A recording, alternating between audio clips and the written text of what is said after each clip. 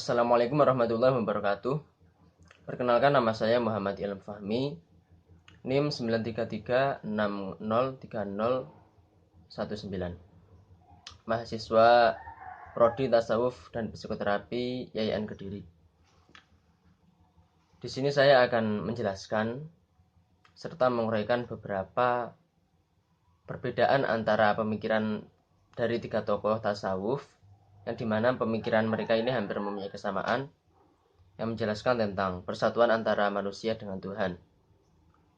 Di antara tokoh tersebut antara lain adalah Abu Yazid Al-Bustami, lalu ada Ibnu Mansur Al-Hallaj, kemudian ada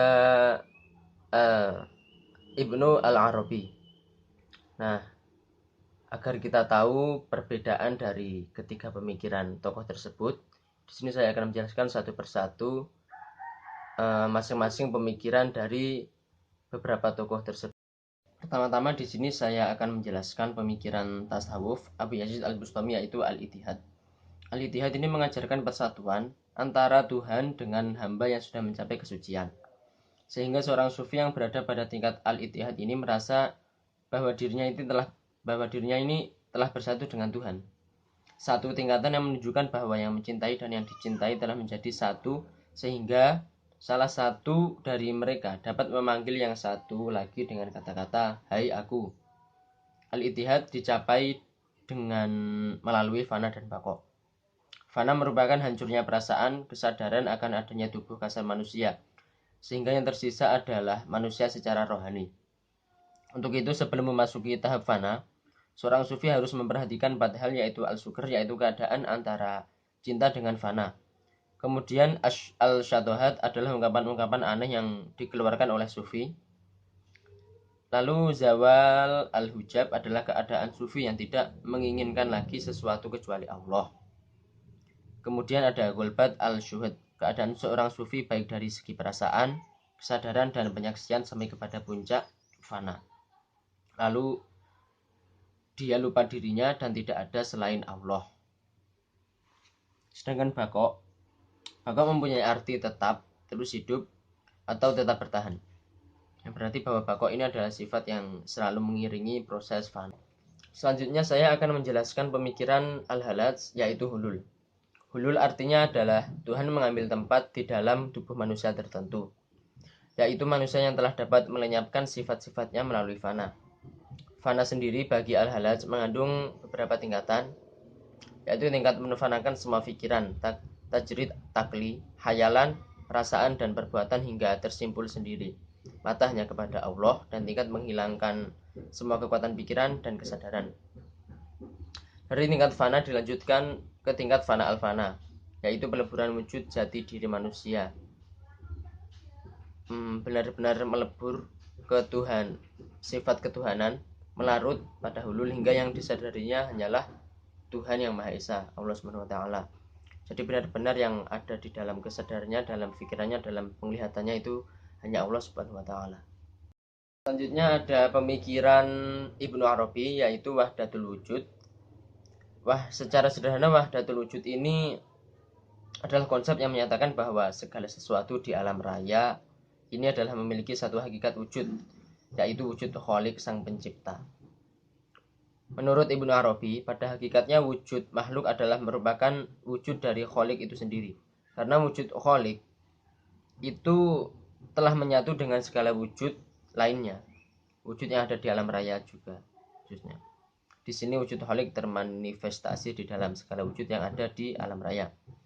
Oleh sebab itu, pada hakikatnya wujud Khalik dengan wujud alam adalah serupa. Wujud Khalik bisa ditemukan dalam wujud alam, wujud Khalik menyatu dengan wujud alam.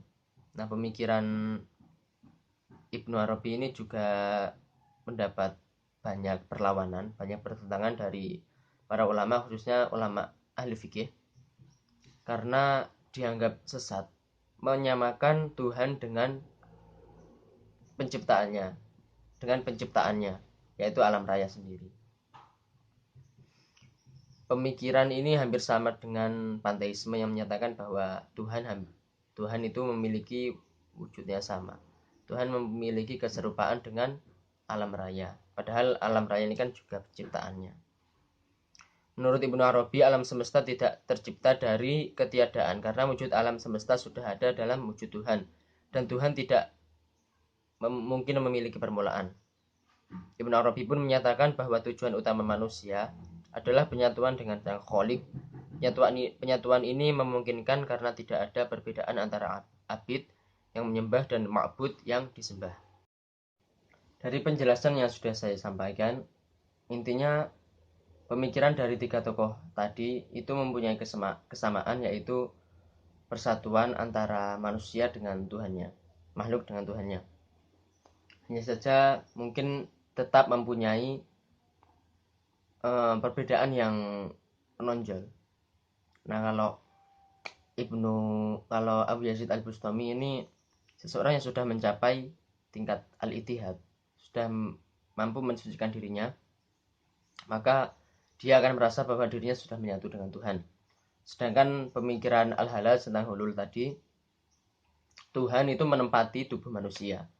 Jadi mereka beranggapan bahwa Tuhan itu menempati tubuh manusia yang sudah mampu mensucikan dirinya, sudah mampu menghilangkan sifat-sifatnya melalui fana dan baqo tadi.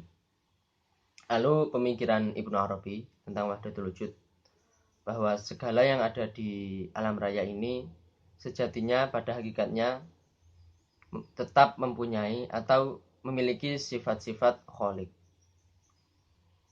Yang berarti karena apa?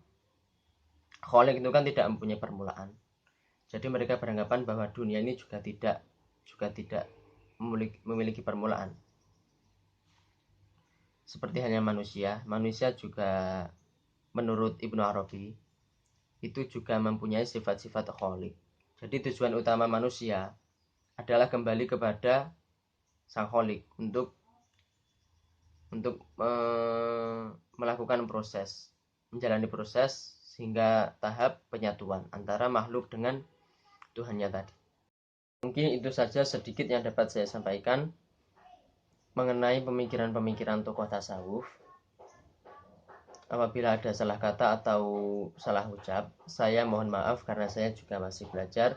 Dan apabila ada kelebihan, itu semua tidak lain adalah dari Allah Subhanahu wa taala. Mungkin cukup sekian, semoga dapat bermanfaat. Akhirul kalam, wassalamualaikum warahmatullahi wabarakatuh.